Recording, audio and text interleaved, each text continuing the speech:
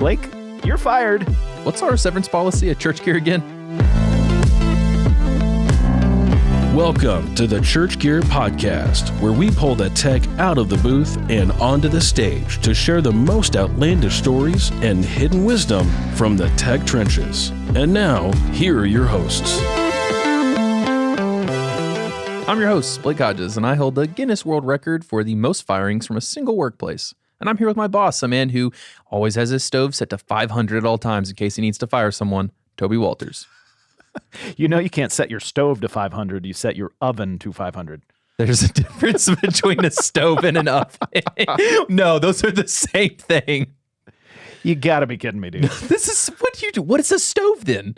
A stove is where you set the pan on there and you Oh my scramble your gosh. eggs on there. Okay. But if you're gonna bake a cake, you put it into the oven. So now, it was much better firing them, putting them in the oven, Oh than my now gosh, you're dude. pressing their face on the stove. You're fired for being so dumb. Okay.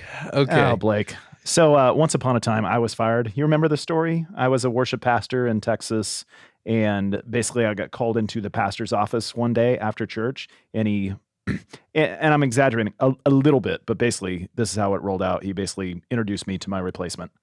Did he have the stove running when he did? Essentially, he put my face right on the oven. And how did that go for you? Always our knee-jerk reactions when we are trying to defend our pride is one thing, but God very quickly just sort of released me from that. And this is a common story that we hear on this podcast, in that, new pastor comes in, there's kind of a different vision, a different direction that they're going, the culture and the style. And for me, I was just not super interested in that direction they were going. So it was almost like God saying, like, hey, don't worry about this. You wanted this anyways, and we'll get you taken care of. So that new pastor wanted you to actually work, huh? That was pretty tough. I know. That was very disappointing for me. So began it's really the only season in my life where I did a job search, because otherwise I just sort of made up my own jobs. I had so many of them. That's very true. The road to Church Gear was a path of many enterprises for Toby Walters. Yeah. And so I was ultimately looking for what I thought a full-time worship pastor position at the time. And so I interviewed at lots of them. You'd be shocked, Blake, but churches are always hiring. Well, it's probably because they're always burning people out. They're putting too many people on the stove, and now they got to hire more people. That's right. So I applied and interviewed at, I don't know, like dozens of churches, literally. Oh, really? And you remember the story of me interviewing with Willow Creek the day my wife was giving birth? Yeah, I don't think she was a fan of that. No. And first of all, she's like, I am giving birth to your child right now. And secondly, if you want to move me to the cold tundras of Chicago, just, rip my heart out right here. Well, it would have been convenient, because she's on the operating table if they needed to take her heart out. That's a good point. It's a good place. This is getting gruesome. Yes. So, Sounds like trying to find a job is hard. After a lot of stops and starts, I thought, like, well, maybe there's a ministry partner out there that could help me with this. And so I stumbled upon this company, and what they do is they, we'll let our guest explain this better, but they, pair churches and qualified candidates together in ministry positions. And so I submitted my name on their website, and the co-owner of the company called me up like an hour later and said, Toby, I just got your, resume and listened to your music. And he's like, man, I'm so excited. We have so many churches that we could possibly, get you interviews at and would think could be a great fit. The first one's in Minneapolis. Oh, man. And strike one. Do these people not know that cold weather does not feel good? I don't know how people live in the cold. I got to be honest. And so that was one. Another one was Bayside Church. I could have been one of our many, many guests that, has ties to Bayside Church. That didn't quite work out. They sent me on several interviews, and the co-owners, they lived out in Southern California. And at this point, I lived in Austin, Texas. But you know that my family's in Southern California, right. So we go out there regularly. So we go out to visit over summer. And I say to them, hey, I'm going to be in town. I would love to just connect in person. And they say, awesome. And so I said, hey, I'm going to bring my wife with me. And they said, that's great. We'd love to meet her too. So Blake, you've met my wife. Yeah, it's probably like the best woman God ever made. Yeah, and He had to do that to handle you. agreed. So we were sitting on Monty, the co-owner, and we're sitting on his back deck. Did you say the co-owner? Co-owner. With the co-owner. Co-owner. Okay. I thought you said you're sitting on the corner. You're sitting on the corner. Okay. So we're sitting, and he lived in San Clemente at the time, up on the hills overlooking the Pacific Ocean. It was one of the most beautiful places I've ever sat in my life. Their firm doing real good. Yeah. Monty's made some wise decisions in his life. So we're sitting there, and he's talked to me for months now. He's sent me in job interviews, but this is his first time meeting Shelley. And so after 20, 30 minutes, he looks at me and he says, Toby, I'm going to just be honest right now. You need to bring her with you on interviews if you ever have a hope of getting any of these jobs. Oh, man. When the recruiter whose product to sell is you says that, that's a brutal punch. How did you take that? How'd your ego feel? I was so used to it at that point in my life because I'd been married to her for 6 or 7 years at that point. It's hard being married to a great woman because everyone just points it out all the time. I know. I get it. Well, someone else who's married to a great woman, introducing the president and CEO of Slingshot Group, Tim Foot. Tim, welcome to the show, man.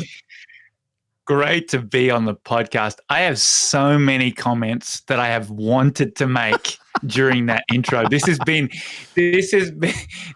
a lesson in, I don't know, silence and patience, to want to weigh in on gas ovens versus electric ovens, to weigh in on geographical locations in the country, like cold Denver that I am coming to you from today.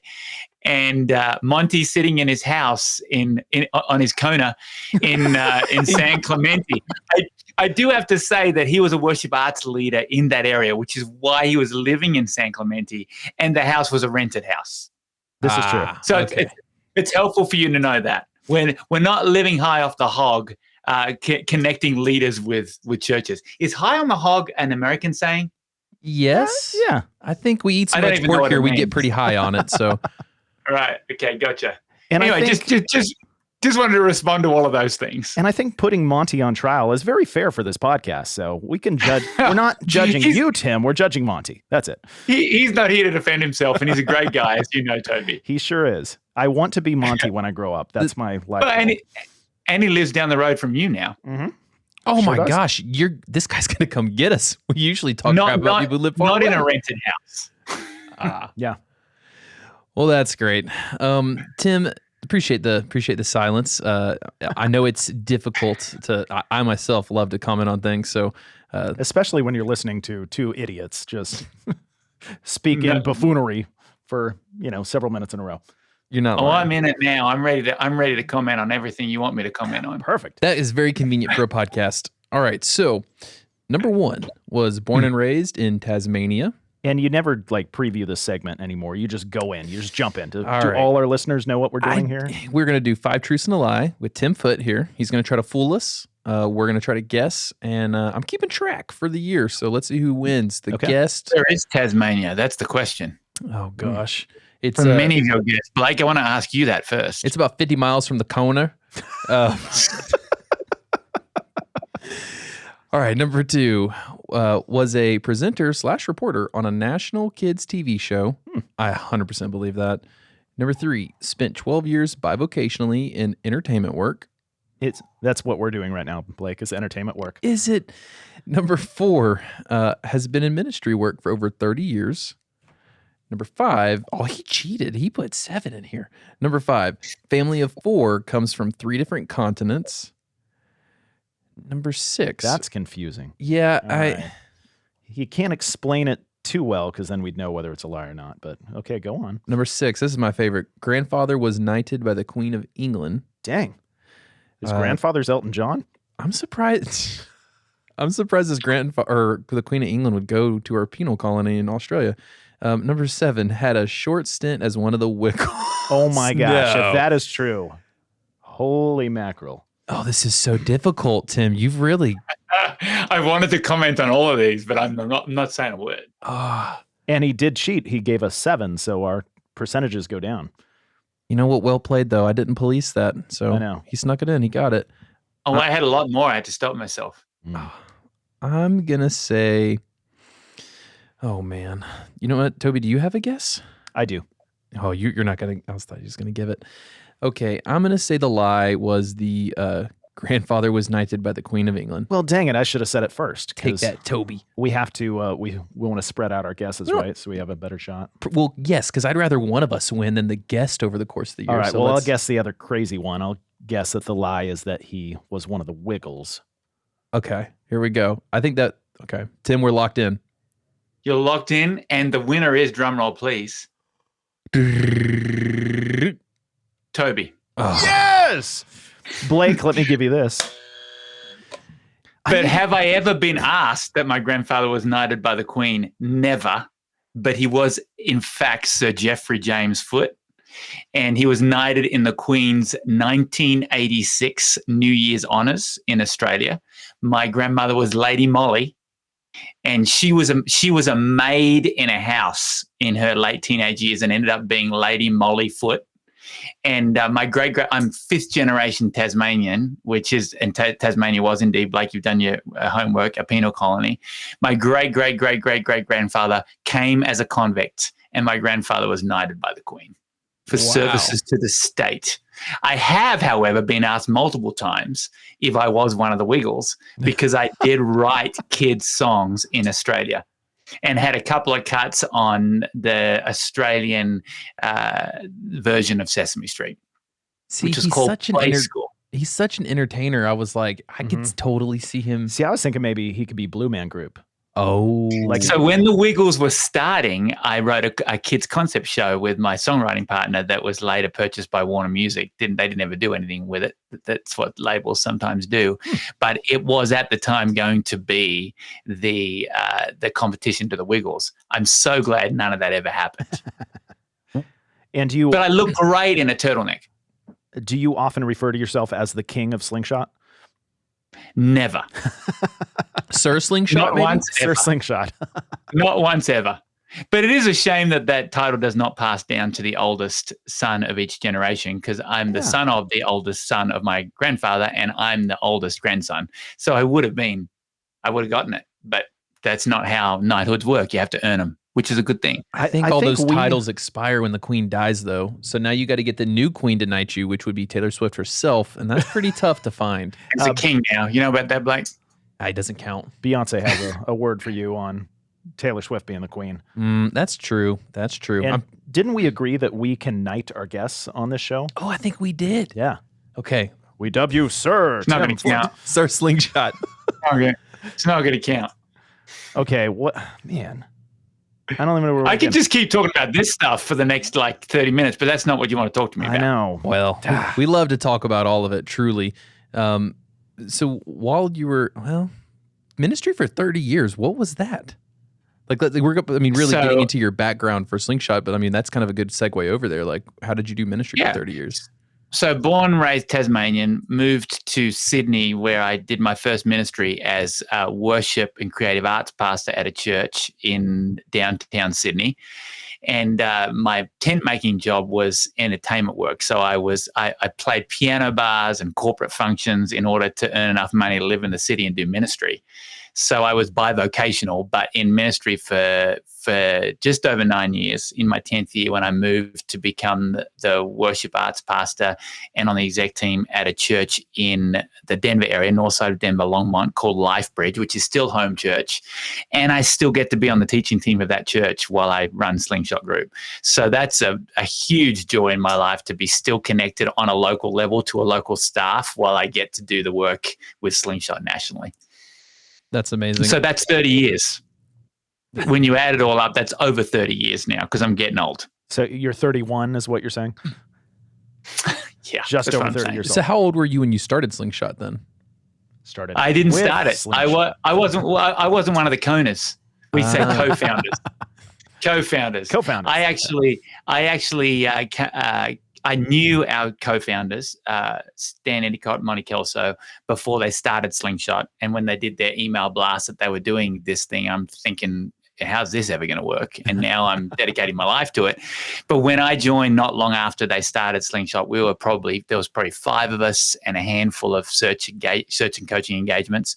And now there's 67 of us, and we serve between 300 and 400 organizations a year. So there's been exponential growth. And we started just in the worship arts and production area, and now we serve all areas of the church and nonprofit world, ministry-minded nonprofits. So tell us just a little bit about what Slingshot does. I mean, not for me because I was unhireable, but for hireable candidates and great ministries out there. Nobody's on it. So 30,000 foot view is we build remarkable teams through staffing and coaching. And what that means is we bring health to the transition process. We help leaders get better. We want to place leaders in healthy situations. And so our kingdom first principle is to always help the organizations we work with become healthier as far as their culture is concerned. So how can we help them develop leaders? How can we help their church or organization be the kind of place leaders want to come and stay and continue to grow? And we do that in all kinds of ways. But you can trace every problem in a church environment back to a person or the need for a person. And we love solving those problems. The giant problems of ministry, right? Slingshot Group. So you're like an HR detective, basically. Who's the problem or where's the problem not getting filled? Yeah, maybe. I'm not sure about that. We should ask him. I mentioned Slingshot on a previous episode, and I said Slingshot sells people. What I meant. Hang on. So how accurate is that? Because, I mean, y'all's product is you sell to churches like great leaders. That's what I meant. I mean, obviously, we're not indentured servitude here, but that's kind of what y'all do. Well, we fulfill a need. And we end up being translators. We translate the value of the opportunity to potential leaders, and then we translate the value of the leader to the potential opportunity, if that makes sense. And that's just in the staffing part. I mean, we do lots of coaching and development work as well. But when it comes to staffing, we connect those dots and bring health to that transition process. And so as we've done this podcast, are we closing in on a year, Blake? Oh, it's going to be a year and another month. Whew, scary. Wow. So, I mean, how many times have we had guests on just talking about, I mean, staffing is a big word, but we're talking about, just a lack of leadership, a lack of culture, a lack of relationship, and church tech's just fallen by the wayside. And so talk to us and cite your 30,000 foot view of the current climate of church techs in at least in the American Christian church. Is there a huge need right now on either side? There's absolutely a huge need. And I think that the last couple of years and what we've experienced in our world and our nation has catapulted forward the need for techs in churches to scale the message of and the mission of any given local church. And the influence that techs in all different roles are stewarding is huge. So part of what we do is educate the churches we work with around the importance of this position. And so is it in a healthy place? I think there's a rising awareness of the need for health in that area, but I think there's still a long way to go. Yeah, it seems like sometimes the pastor has to be, educated sounds like, well, he's unaware. We don't know what we don't know. And he doesn't realize just how much every single thing he wants to have happen relies on the tech. It blows my mind when I hear there are churches without a church tech. I'm like, how does it even go? That sounds like having a car without the gas. And the production department, the tech department, it's felt historically like a department that church leaders don't imagine there is any pastoral presence in. Right. Any other children's pastor, youth pastor, small group pastor, church tech. And do you really feel like churches are realizing that they need pastoral leaders in these roles now because what they're asking them to do is way bigger than has ever been asked before? Yeah. Some churches are, Toby, and some churches are still learning that. I think that when we suddenly had to become studios overnight, when churches were shut down, I think that was helpful and hurtful. I think it was helpful in that, oh gosh, we should have given attention to this. And we all know that the churches that already were the ones that thrived during that time. But then also because of the emergency fire drill, well, was no fire drill, it was a fire. The nature of that whole situation caused us to just fill holes and fill roles. And it's so much more than that, because I'm sure you talk about this on the podcast all the time. It comes with mission-minded people. It comes with the need for vision and direction. It comes with the need for team building and pastoral care and all of those things. I think people are backfilling in that respect now, but that's why I believe coaching has become so important in this arena, is because we need to resource tech leaders in a way that helps them grow in the areas that the soft skills that they need to develop to have a healthy tech department. So have you seen churches start to finally prioritize the techs in the sense of, all right, we're going to hire, more than just one tech. We need a couple techs. We need to pay them this rather than thinking we can just get them for that. Like, have you seen an awakening, a epiphany of churches on just how important it is from what's happened in the past couple of years? The answer is yes, we are. But also, is there much more growth needed? Absolutely. And do you find yourselves in a lot of, maybe some are frustrating, but you get used to them at some point, just trying to educate churches on, you're still thinking historically about production leaders, and you're now asking your production team to do this. So you're going to have to bring your expectations for this role and for the paycheck that you're going to have to get this person up to current standards as well. Are you having a lot of those conversations with churches? Oh, absolutely. Yeah, we will get inquiries around searches for production leaders, and when we get on the discovery call, we find that we have to do a lot of contextualization and say, yeah, you're going to need to pay more for what you need, and you're going to have to relook at that job description, and we can absolutely help you do that, to work out what skills you need to add to that, because there's a lot on here. There's a lot that's not on here that you're going to need. And what percentage, I know it's just a really rough guess, but like what percentage of churches are willing to hear that and then start to adjust? And what percentage are learning the hard way that they're going to have to do it? I would say it's a growing percentage, but I would say once they got on a call with us, we're approaching the 50%. Yeah, he's already pre-qualified them, to be like, these are churches that are ready to make some growth and some change. And they've prioritized the need to reach out to a group like us to say, hey, we need the right person in this role. I mean, seriously, when you get on a call like that and you can say, do you realize what this potential leader is holding and how they can scale the mission and message of your church? When you think about the people that hear this that are physically in the room, and then how that can multiply online, I mean, you just contextualize that with the right decision maker in the church, and you can get them to start thinking seriously about putting resources behind this position.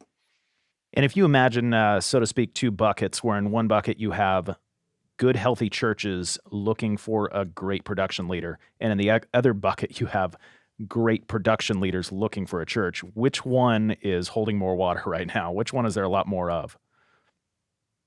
I would say I would say the church looking for a healthy production leader is probably eking out the other right now, just because we know that there's a candidate crisis. I always say the work we do is harder than it has ever been, and we have never been more committed to the mission of the work that we do, because we have to mine out these candidates, and we're often taking them from the marketplace into church world, because we've seen a lot of people dumping out of church. And when we bring them from the marketplace, there's obviously going to need to be a prioritization around salary, but there's also going to be a sacrifice on behalf of the candidate, because most churches aren't going to be able to pay what they could make in the marketplace. Wow, that's got to be so tough to convince. I mean, how does that conversation even go when you're talking to a candidate and you're like, how would you like to be paid less? And probably have more stress and emotional damage?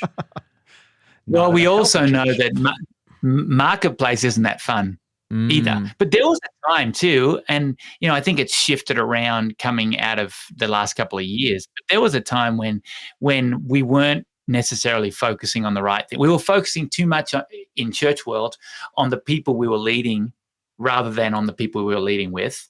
And we absolutely have to focus on the mission and the people that we're bringing to Christ, but we can't neglect those that we're locking arms with to do it. And we were seeing people dumping out of ministry and taking marketplace jobs just to refresh and recover.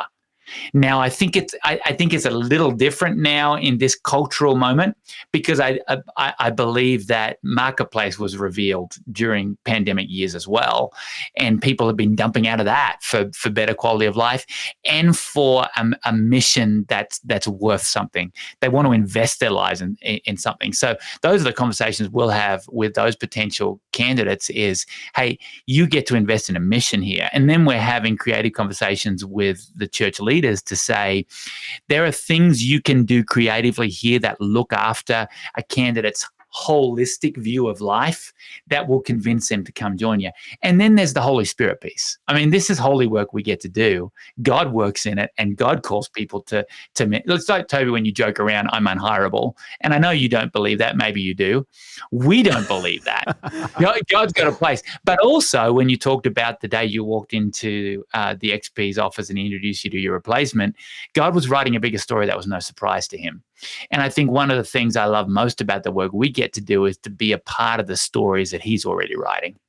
So when you're having these conversations, how do you help a church tech director decide if they should leave, or if they should leave a job and take the one they're searching for? I mean, changing jobs is a big decision. Like, how do you help them think through that process as they're contemplating such a big jump? I mean, we've got several values that we operate and we live by at Slingshot. And the first value is spirit led. So we will always say to this leader who's considering a move, do you feel in your prayer life, in your devotional life, that God is releasing you from where you are yet? Because if you haven't got that release inside, you're missing out on something that he's teaching you in this season. So we see our work as absolutely 100% ministry. And all our people are pastors or have been pastors in vibrant ministry situations in their area of expertise. And so whenever we connect with a leader or a candidate, we're pastoring them in that moment to say, what's God telling you?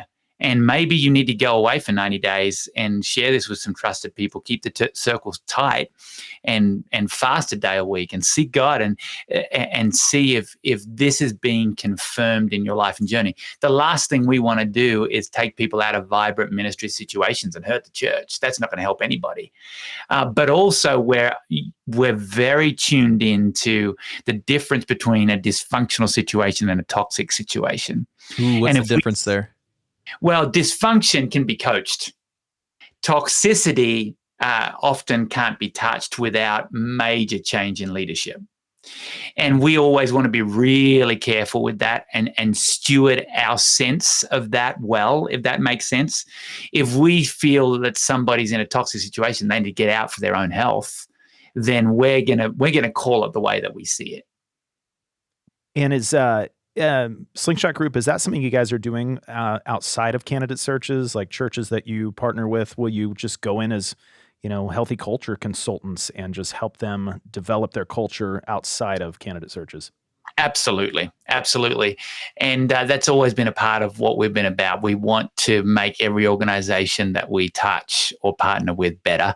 And we want to earn the right to speak into anything we see and bring health and help people find work joy and love what they do, because we believe that Christ wants us to know life in all its fullness, especially when we're serving on the front lines of ministry. Is it going to be hard? Absolutely. But we want it to be rewarding. And so often when we engage with a church to find them a person, we'll develop what we call a trusted partnership, and we'll continue to speak into ministry.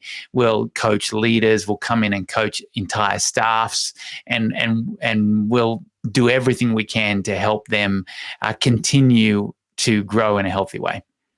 And are there any places, so if you had a potential candidate call you up and said, hey, I'm at this church, I'm thinking of jumping ship, it's just kind of not a healthy culture here, leadership style, whatever it is, are there sort of like your top 3 bullet points that you say, well, these are where we always start our church partners out. Let's look at these 3 things first. So what's just some wisdom that you could speak into these tech directors that are just struggling with their culture? Firstly, I would say take a hard look at yourself, because you always want to learn about you in these situations, and to ask, is there more that I can learn here? Is there more that I can bring to this situation to help it be healthy? Or do I need to start operating in a way that helps me be healthy and see how it affects the environment that I'm in? That's often coaching advice I'll give to a leader who's saying, I'm just burning out. So I'll say, well, some of that's on you. And so you need to make a list of, okay, how do I need to operate differently so I don't burn out? And if you start operating in that way and there's major tension that you're not doing your job, then that's probably not a place for you to be, if that makes sense. If you can't operate in a way that's healthy for you personally and still do your job, then you probably shouldn't be there. But you want to take a good hard look at yourself and work out, okay, am I built for ministry, or am I just going to transfer this to my next place? And also be honest with your supervisor and your leader. And there might be people listening today that will be saying, oh, I've had so many conversations. And maybe that's telling, but you want to be honest and say, okay, here's my last 10% of what I'm feeling in this particular role. Can you please give me, and I'm talking to your supervisor, can you please give me your last 10% about me, because I want to learn and grow better? And I would say 75% of those conversations actually lead to healthier ministry. Wow. I'm not sure. Did I answer your question? Yes, tremendously. So we've had what was it? Lee Fields said, just have those hard conversations. List those out. Go have them. Sometimes, do you ever have moments where you're having to coach someone up from one church to another church? Because that feels like it would be even more of a, like, what this church A is trying to hire. There's a candidate at church B. I mean, how do you even handle that situation? That feels very, very difficult. Contextualize that. If we're working with both churches, or if they're having to step up in their skill level. Let's say church A was trying to hire a tech director, and you find that tech director, but he's at a different church. How does that go? Because now, I mean, you're having to go through even more. Well, it depends. We will coach them in how to have that conversation in a God-honoring way. It's because often people will say, well, if I tell my supervisor that I'm looking, I'm fired. And at some point, God might be actually asking you to take that step of faith and trust in his provision, because he's not gonna leave you in the middle of that. And it's better to do it's better to operate with integrity than fear. Mm-hmm. And often people will operate in fear and they won't trust in God's provision. If they're feeling released from a situation, they've prayed it through and feel that is from the Lord, then he's going to look after them in the interim. And so we'll always coach our potential leaders and candidates to have the conversations, and also to bring their supervisor into the circle to say, hey, look, I'm exploring. I haven't told a bunch of people this, so don't tell a bunch of people that before you tell your supervisor. The circle is very small. I just want to get a sense of whether I need to stay here long term and be more invested, or whether God has something else for me, and I'm inviting you in that circle to pray about that with me. And then realize if they do let you go, then that wasn't the place for you to be. And there's a lot of places looking for tech leaders right now. And so we're going to encourage anybody to do that with integrity. Now, there are situations, because we've grown so big, we're working with both churches. Oh, wow. Now that's when it gets really sensitive, because we don't poach. We don't want to upset vibrant ministry, period. But we might be partnering with both churches. Now, we have policies around that to protect the integrity of Slingshot.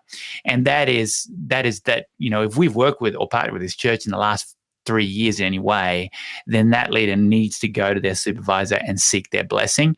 And we will walk alongside them in that and counsel them on how to do that in a healthy way, God-honoring way. So, Blake, it's kind of like when you went to work for Philo that one day. Oh, and yeah. then you just posted about on social media instead of coming to me and saying, like, hey, I'm considering leaving you for Todd Elliott. I mean, maybe Tim could have actually coached you on that moment. Well, I got to say, I'll throw all my morals out if Todd gives me a call, whatever he needs. It's just impossible to tell the guy no. And he traded me back to you for a 5th-round draft pick. So, I mean, That's all true. worked out. Yeah. See, Todd's such a good guy. Love that guy. It's just the amount of things I want to ask Tim right now are just infinite, because there's so many situations he deals with. The question I thought you were going to ask was, what if you got a draft pick and you're putting them into a bigger role, like somebody coming from a church of 500 to a church of 3,000. And we're seeing that a lot right now because of the candidate crisis. And so we're needing to educate and help churches to remember that leaders are built, not bought. And they'll say, well, hang on a second, we're paying you. Yeah, well, you're paying us for a service to do the work that you don't have time to do. You're paying us to lose sleep about this role so you don't have to. So we're doing the national search. But leaders need to be built into. And often it's better to have the leader that comes from a 500-member church to a 2,000 rather than the leader that's coming from a 5,000-member church to a 2,000, because often the leader coming from the 5,000-member church runs all the same plays they ran at the 5,000-member church. Whereas you get somebody eager to learn, who wants to grow in your culture, who wants to work hard and succeed in this bigger environment. Sometimes that's the draft pick. We call it the David in the field. Now, we would have never thought David was going to be king. Well, a church probably wouldn't have hired Matt Redman when he was 19. Everybody probably wants him now. So it's like you've got to, it's all about development in today's day and age. And that's what the church should be about. Are you just imagining yourself right now, Blake, as David in the field? I am. I'm looking right at it. I'm in my field, this room. We used to be recording in random tables and random basements. So at least we got there the you room. are. So, oh man, Tim, do you have any, I'm going totally off script at this point because I'm just fascinated. Do you have any resources that you use when you're walking alongside that tech director? Because I bet there's a lot of tech directors right now hearing this that are at a 300, 500, 800 person church, and they're thinking, can I make that jump? Like, are there things that you give them along the way of, I don't know if that's trainings or books or whatever, that's just like, hey, this will help develop you, get you ready for that giant jump. Like when they're trying to make that jump, and they're stretching to do it, what's the stuff you're telling them to stretch with? So we have a ton of partnerships, strategic relationships with other groups that have resources, obviously, and you've had them all on the podcast. And so we're not about reinventing the wheel, but we do have tech leaders on our team that walk alongside tech directors and techs of any kind and coach them along the way, skill-wise. But again, I'll go back to the soft skills. Like we have coaches all throughout our organization that are going to come alongside a tech or a leader in any role in the church and teach them more about how to have better EQ, how to have better RQ, the kinds of things that the church doesn't even know to look for on a tech's resume, how to help them succeed in leading in both directions, how to ask the right questions, how to do that each day, take a good hard look at themselves and their leadership. And then we're going to bring in if you have one of the people from our team that's been a tech director, they're going to bring the skills to the table. But if you've got a general coach who's teaching general leadership principles, we're going to pull in from all kinds of organizations and resources. And is there like a typical job search parameters that you almost tell like first timers to expect this? Like it usually takes at least this long. Here's some basic steps that it's going to feel like, or you got to sign over the rights to your firstborn child. Or is every search different? Every search is different, and candidates love to ask, how long is this going to take? And I'll always say it'll take as long as it needs to take. And God is writing multiple stories. He's doing multiple work in your journey, and he's doing lots of work in the church's journey that's going to be hiring you. I mean, sometimes a search will take 2 months. We'll love those. Sometimes it can take over 9 or 10 months, and it's because the church wasn't ready and the candidate wasn't ready. And so it just all depends on the situation. Man, I can think about back to the times when I was praying to get out of my past job, get another job. Church here wasn't even invented yet, so it's sorry, Blake. Yeah. I worked as fast as I could. Well, Toby's not lying, actually. And it's kind of like a marriage in that you want to take the time to be with the person that God has planned for you, rather than jump into the wrong marriage. Same thing with the church ministry. Like you want to take that time to make sure that God does what He wants in that search, rather than just take a job and have to do it all over again. Absolutely. You want to be in the right place. You want to be sure of your calling. You want to be relationally connected to the people that you're doing ministry in and day out, all of those things.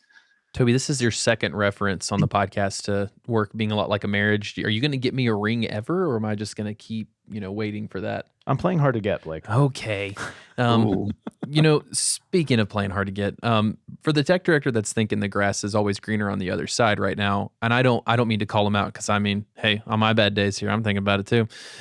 What should they expect for like a typical? You just repeated my question. Hang on. I'm redoing it though.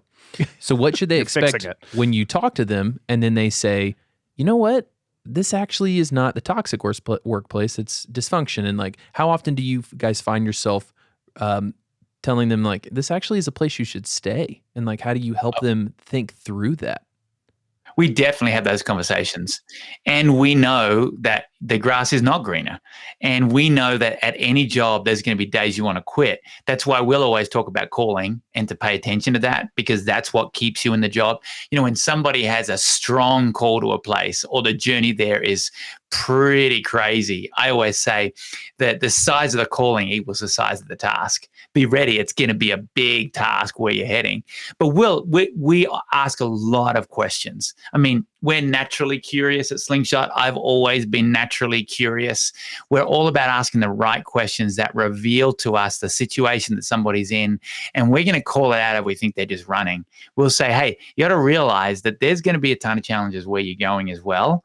And that's why we want this to be a spirit-led process first. Mm. Well, I think there is one place where the grass is greener. Church gear? Obviously. Well, it's bluer here.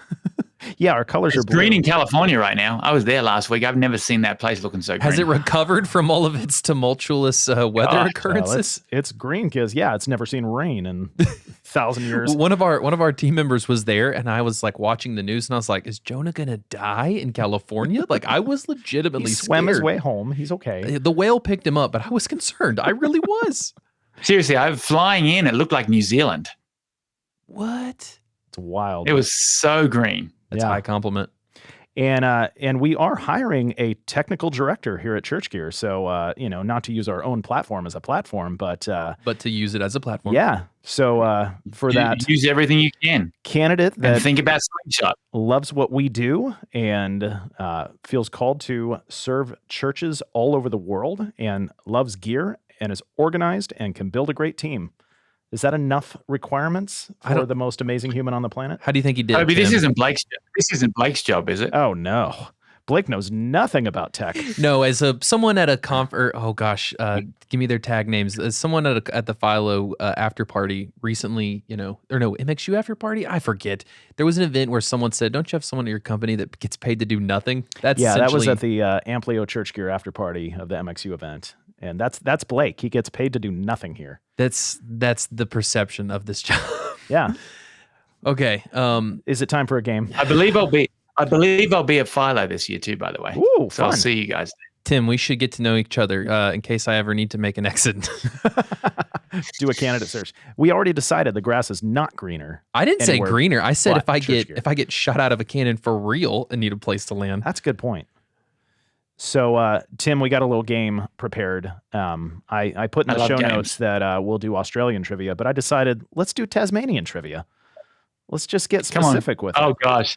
It's been a while since let's give him the ground rules. I was actually there last fall, but it's been a while it's been a long time since I lived there. Okay. Like we're talking 30-something years. Well, we're going to see how you do. 31. The moment you think you have the answer, feel free to shout it out, just so you know. Yeah, okay. So I'll ask a question. The first one to provide the correct or the closest answer gets the point. Okay. Question 1.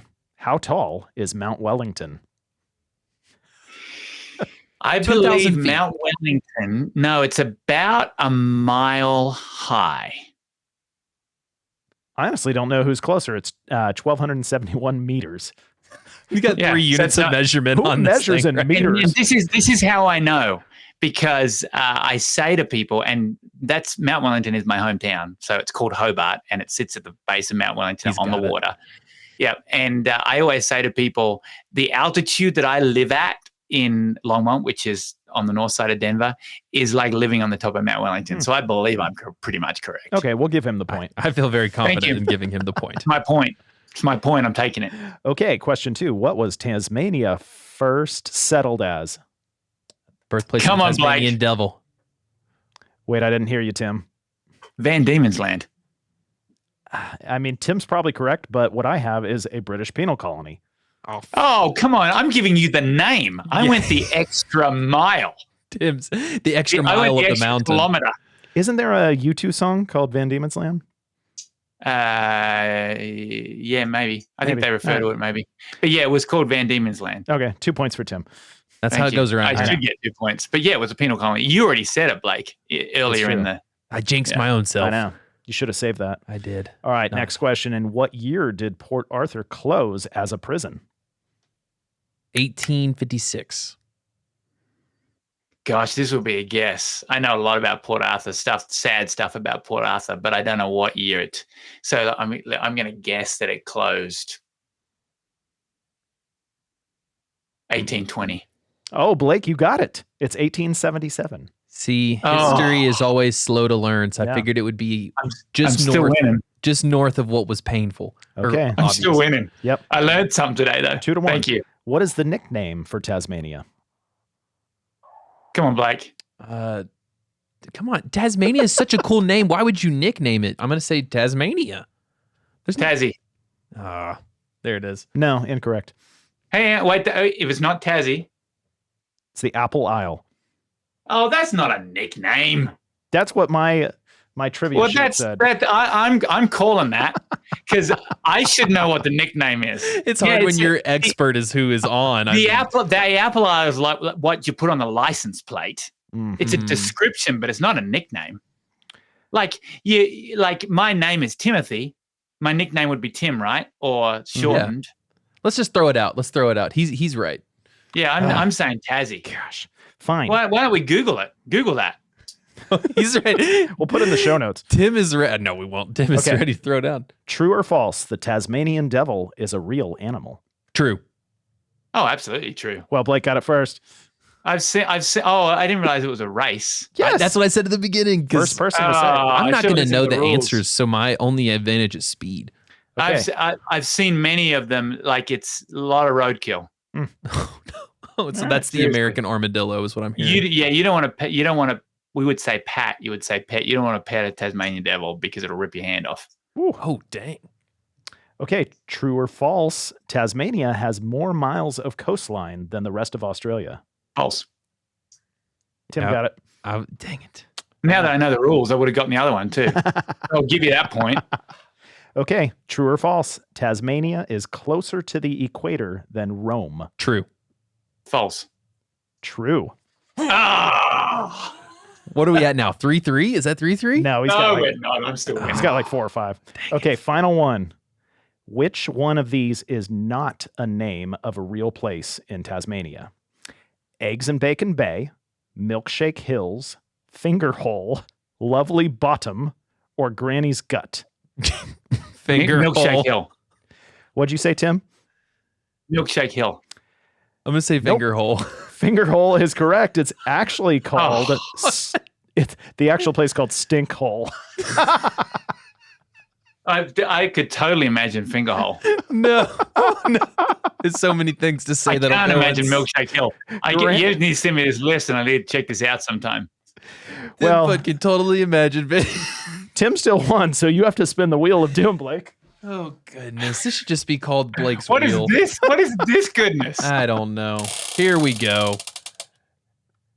What does that say, Toby? That says you have to wear underwear. Nope, not doing that. That is a scam. It says you have to wear underwear? Yes. We're going to do this, huh? Yep. You know what? Underwear is a scam. I found that out in the pandemic, and I never went back. Never went back. Oh, Blake. You're asking for trouble here, Toby. You're asking for trouble. I think you may have found your first person that is unhireable. Wow. Ta-da. Blake, I suggest you pray about that. And Yeah. consult some people that are close to you that will tell you the truth. Yeah. You know, I've been on this podcast for too long to get a job anywhere else because everyone knows all the dumb stuff now. He is wearing pants, right? He is. You can't confirm that though Thank from the your Lord. angle. So Guess we'll never know. Talking about things that are essential, though, Tim, could you give us a tech takeaway for the audience for something that would make their ministry better, whether it's philosophical, emotional, relational, whatever it may be? Yeah. Well, it won't be gear related because I was the kind of leader that would let people lead. And when I was in worship arts ministry, I had great tech people that knew a lot about things that I didn't know about. I based my career on knowing my weaknesses and surrounding myself with people that are strong in those areas. So it won't be about gear. It'll be two things. Well, the first thing is the one I'm just going to give you that for free. I'm sure it's spoken about lots. And the job is not actually about gear. It's about people. You probably talk about that all the time. But my tip would be to tech leaders, erase the word no from your vocabulary. Erase the word no. The answers to any challenge are yes. And let me think about that. Because I think that in my observations working with creative teams and production teams is sometimes you'll get labeled as the no police. Can't do that. Not possible. No. And you can say no without saying no and not get labeled the wrong way because I think it's an unfair label. So I would have in your vocabulary, yes, and let me think about that. And come back. And if it's a no, we've looked into it. I don't think we're going to be able to do that. That would be my tip for today. Yeah, that's really good. We've heard a couple versions in that arena of like, try something out, or don't. What was it? Todd said, don't be afraid to suck at something new. So give it a go. Or we've also heard like, yes, I could do that with this budget. Or yes, I could do that with extra people, like all the help, like kind of showing what is the actual cost of the request rather than just, am I a genie in a bottle that can make it happen or not? So the volume's too loud. Turn that down. You don't have to say no. You can say, let me look into that. Of course, that person's going to whatever, but still erase no. No's not helpful. I guess that's nice too, because that requires them to follow up. So I highly doubt the person who shouts that on their way past the tech booth is coming back to follow up. Let me share a little thing. I was at a basketball game last night for my for my oldest son. He plays varsity high school basketball. We were in a gym that was packed. It was a rival cross city game, and the noise in there was crazy loud. And I just happened to be seated to an older couple that used to go to our church, but left because I think the worship was too loud. So I leaned over to one stage and I said, man, it's loud in here. A lot louder than the worship at church, right? They said that back to you? No, I said that. It gave me great joy. And they were loving it. People can be inconsistent. Yep. Tech directors are throwing their fists in the air up everywhere across America. Well, Tim, if someone wants to reach out to you, I mean, most of the time plugs on here are like, does someone want to connect? You literally could connect them to a job. I mean, how should they reach out to you in Slingshot? Hit our website, slingshotgroup.org, and there's a form you can fill out that'll put you straight through to us, and we'll take good care of you. Sweet. I'm going to go fill that out right now. All right. And it doesn't have to just be looking for a job. It can be looking for a coach. We love coming alongside leaders, teams, churches, and helping them love their work, find work joy, which doesn't mean work without challenge, and move forward in a healthy way. That's great, man. All right. Well, thanks for coming on. We really appreciate it. Thanks for having me. Thanks for hanging out with us. We hope to see you back next week for more absurd stories, tech takeaways, and overall buffoonery here at the Church Gear Studios. So Tim's tech takeaway of remove the word no from your vocabulary. So Blake, can we get the Queen of England on as a guest for our podcast? Yeah, I actually know necromancy, and I can bring her right straight back. It'll be easy. Perfect. What the heck was that, Toby? All right, I'm gonna. I want to be knighted like Tim's grandfather. She died. That's what necromancy is. I bring them back to life. Well, you know what we also do? Yeah, if you can't give me the Queen of England, what can you give me, Blake? I can give you a lot, but for right now, I'm going to give you the code podcast for 11% off at churchgear.com. So when your pastor says, can you buy some gear, you won't have to say no.